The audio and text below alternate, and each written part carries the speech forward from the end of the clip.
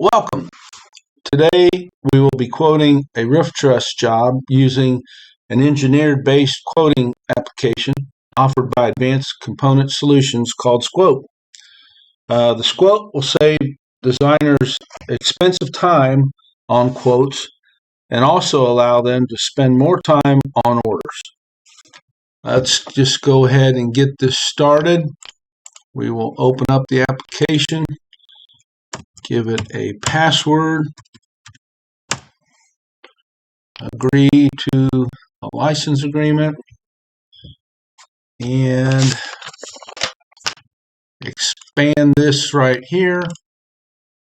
So there are two things that come with this quote. You get the Squote, which is basically a square foot input program. It will do the takeoff for you. You just put in the dimensions.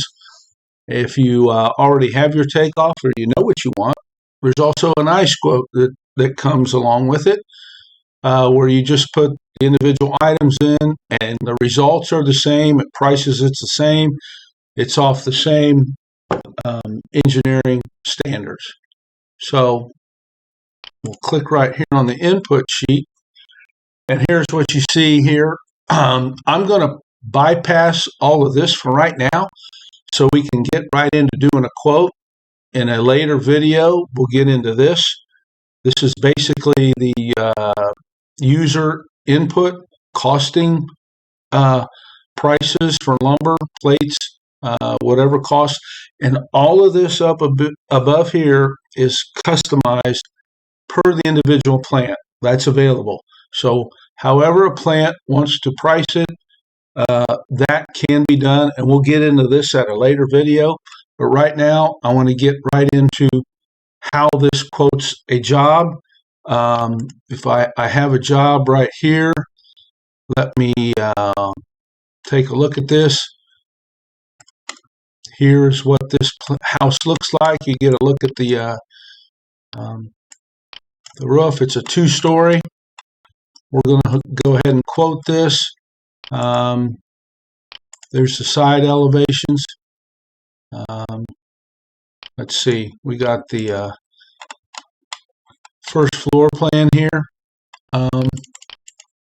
Okay. Let's take a look at the second floor plan. Right here. I'll minimize that a little bit so we can see it. Whoops.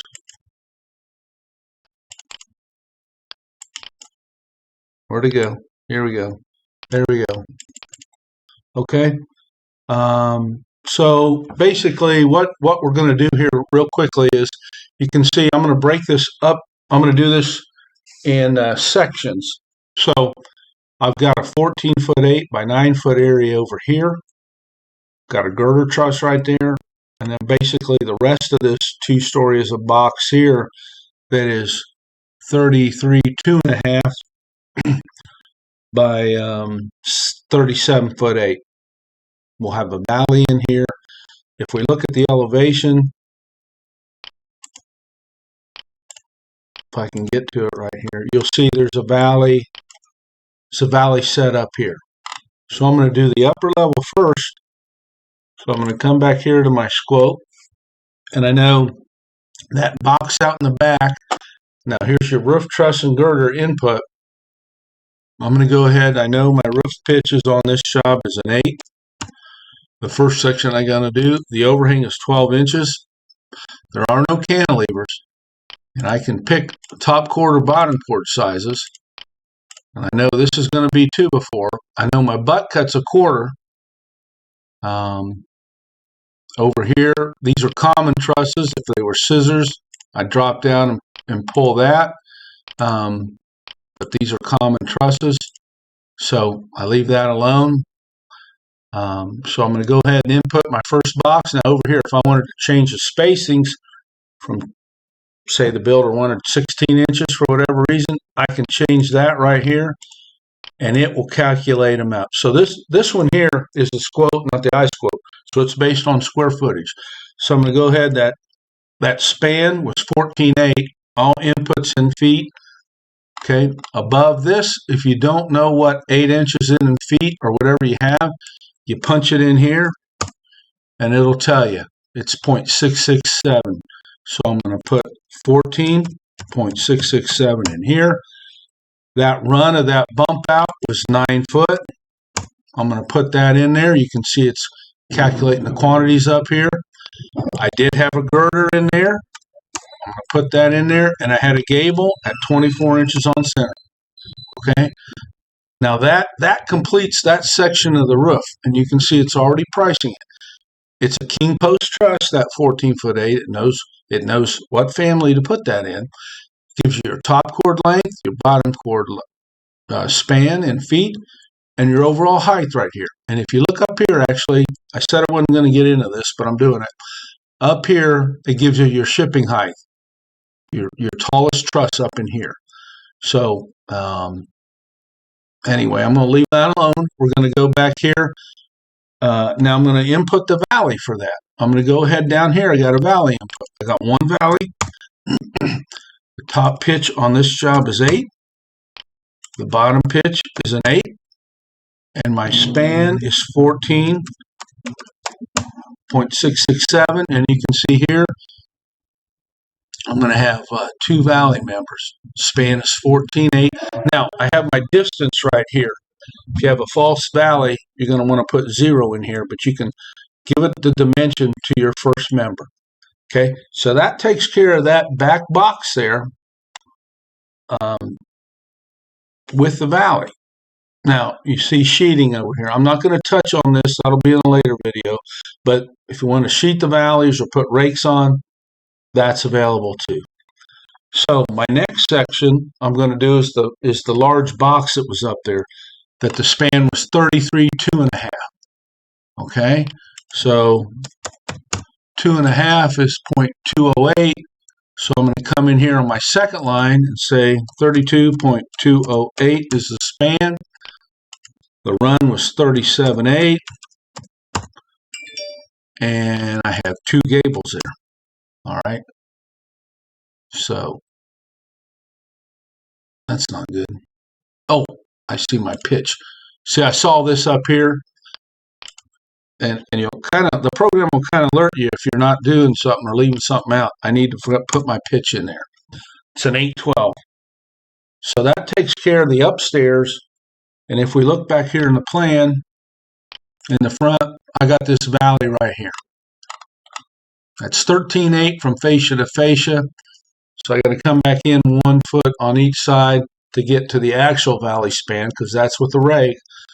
So that's going to be 11'8". So I come back here to my valleys. I got another valley, 1. Pitch is 8. The bottom cord is 8. And I got 11.667. And there, it's 0 to that first member. I'm going to have a gable right there. Okay? So that takes care of that whole upstairs. So now I come down here. If I can find the main floor plan, main level. I'm going to go ahead and input this section right here of the garage. Okay, so I'm going to come back here, and this is going to be the input right here. The span is 23 4.5. Again, I don't know what that is. And of course, 23 4.5, you could just put in 24.5. It's going to get you there, but 4.5, 0.375. So I'm going to input 23.375. That run is 14'8". Okay, I got a gable, and I also have a girder there. Okay, so that takes care of this area. That takes care of this area right here. Okay, now right behind here, I got some monos that are in here. These monos are coming up and butting into that second floor.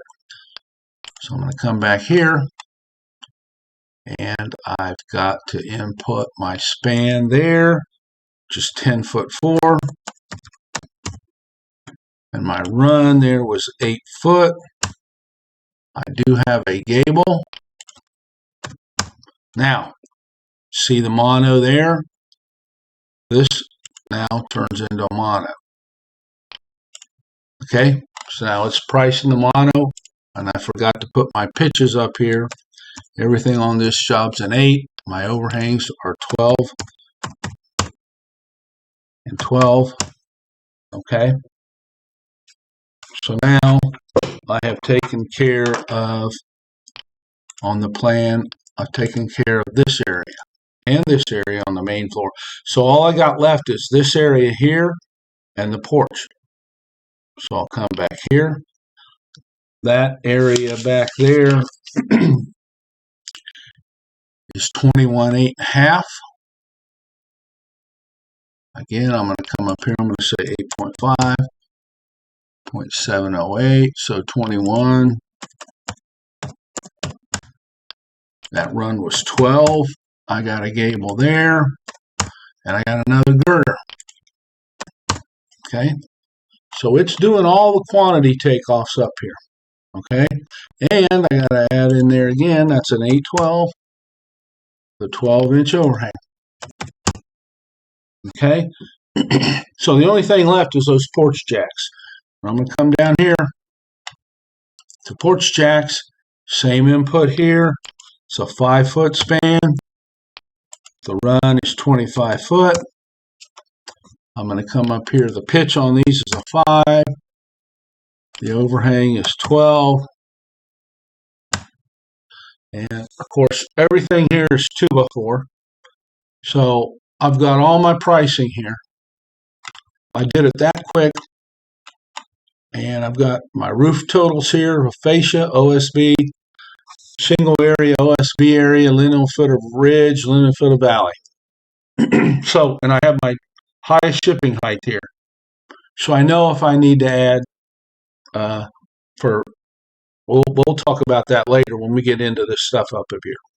But so there's your quote. It breaks down in this case, and again, this is all customizable per plant, however you want to do it. But it breaks down your cost right here. Now, you have some overrides here. If you say you wanted it gives you your gross and net margin up here. You can see your price per board foot right here. If you want to change this to say $3 a board foot, put that in there and it'll override and price it at your board foot number and give you your net and gross margin. If you want a certain net margin, say you want 20, put that in there, it overrides and gives you that. Now, then also your quote is an itemized quote. Looks like this. It's got a list of every item you need here, what kind of configuration it is. Okay. Got your valleys, your porch jacks. And again, all this information is here. But so it's that quick to do a quote. If this was a scissors, any one of these we want to change to a scissors truss, we can do it there, and it'll update the pricing. Let's say back on this plan, right here, this upper level, we wanted to hip that. We can come back here, and that was the second line item, the 32 foot 3.5. Which actually, you know what? That's not right. This is how simple this is. That span's not right. All I got to do is 33.208 because it was 33, not 32. But it's done. If I had designed that, I'd have to go back, change trusses, what have you. But if I wanted to put a hip on each end, that's 2 hip ends. Put that in there. It adjusts the regular quantity and it updates the price. Okay, it's that easy. If let's say they want to change this whole job to 912 pitch trusses, well, I don't have to go back in and redesign them all. That quick. I'll go back and do these valleys, the top pitch.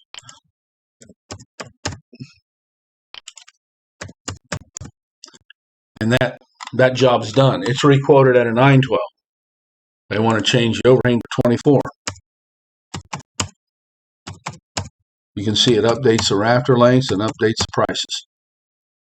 I want to raise all the hills to 8 inches. A butt cut, 8.